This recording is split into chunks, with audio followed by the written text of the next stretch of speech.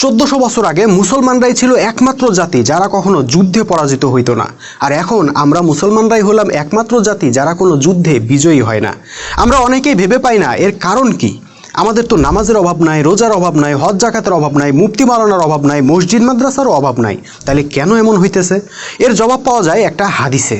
রাসূল সাল্লাল্লাহু আলাইহি সাল্লাম একদিন বললেন, শীঘ্রই এমন সময় আসবে যে অন্যান্য জাতিগুলো এই উম্মার বিরুদ্ধে একে অপরকে ডাকবে, যেমন করে খানা পরিবেশন করার পর একে অন্যকে খেতে ডাকে। এ কথা শুনে সাহাবীরা জিজ্ঞেস করলেন, ইয়া রাসূলুল্লাহ, আমরা কি তখন সংখ্যায় এতই নগণ্য থাকবো? তিনি বললেন, না, তখন তোমরা সংখ্যায় অগণিত হবে, কিন্তু হবে স্রোতে ভেসে যাওয়া আবর্জনার মতো।